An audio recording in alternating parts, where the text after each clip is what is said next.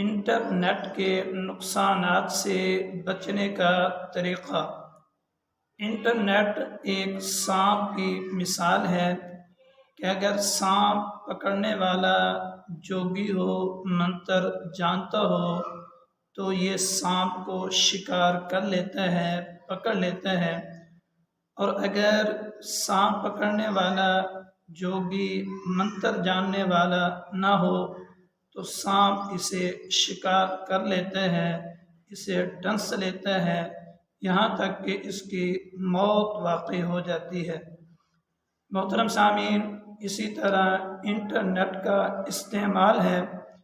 کہ اگر اسے استعمال کرنے والا ماہر ہو، اس کے نقصانات کو جانتا ہو، تجربہ کار ہو، اس کے منتر کو جاننے والا ہو، تو اس کے لیے یہ نعمت ہے، غنیمت ہے، یہ انٹرنیٹ کو استعمال کر رہا ہے، اسے شکار کر رہا ہے۔ اور اگر تجربہ کار نہ ہو، اس کے نقصانات کو جاننے والا نہ ہو، اس کے منتر کو جاننے والا نہ ہو، تو یہ خود شکار ہو جاتا ہے، یعنی انٹرنیٹ اسے ڈنس لیتا ہے، اس کے ایمان کی موت واقع ہو جاتی ہے۔ ایمان کی موت فحاشی، عریانی، بے حیائی، گناہوں کی نحوست کی وجہ سے اس کی ایمانی روشنی، اس کے ایمانی صفات، اس کے ایمانی جذبات کو سلب کر لیا جاتا ہے۔ ایک مسلمان آدمی کو علم بھی نہیں ہوتا کہ میرے ایمان کی کیا کیفیت ہے، کیا حالت ہے، کہ اس کا ایمان بھی سلب ہو جاتا ہے۔ محترم سامعین، اس سے بڑا اور کیا نقصان ہوگا کہ ایک مسلمان کے دل سے ایمان کو نکالا جا رہا ہے، ایمانی صفات کو نکالا جا رہا ہے، ایمانی کیفیات کو نکالا جا رہا ہے، ایمانی روشنی کو سلب کیا جا رہا ہے اس سانپ کے ذریعے سے، کہ یہ سانپ بار بار ڈنس رہا ہے۔ اس کے ڈنسنے کی وجہ سے ہمارے مسلمانوں کے دلوں سے ایمان سلب ہوتا چلا جا رہا ہے۔ محترم سامعین، بنیادی بات یہی ہے کہ اس کے نقصانات سے باخبر ہونا چاہیے، اس کے نقصانات کا علم ہونا چاہیے کہ اس کے ذریعے سے کون کون سی برائیاں پھیل رہی ہیں، کس طریقے سے یہ ہم پر حملہ وار ہو رہا ہے اور ہمیں نقصان پہنچا رہا ہے۔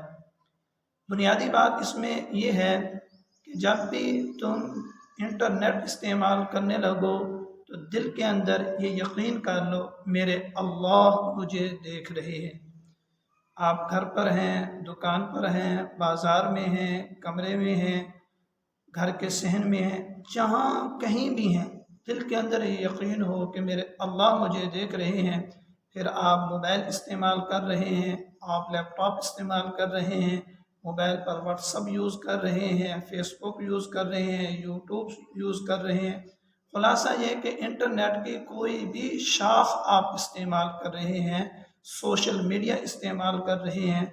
دل کے اندر اللہ کا خوف ہے تو آپ اس سانپ کے ڈنسنے سے، اس کے جال سے، فتنہ دجال سے آپ محفوظ رہو گے۔ دوسرا کام ہم نے یہ کرنا ہے کہ جب بھی انٹرنیٹ استعمال کرنے لگیں تو خلوت میں کبھی استعمال نہ کریں، جلوت میں استعمال کریں، تنہائی میں کبھی استعمال نہ کریں، کمرہ بند کر کے کبھی استعمال نہ کریں، بچوں سے دور ہو کر کبھی استعمال نہ کریں، بچوں کو دور ہو کر کبھی ان کو استعمال نہ کرنے دیں۔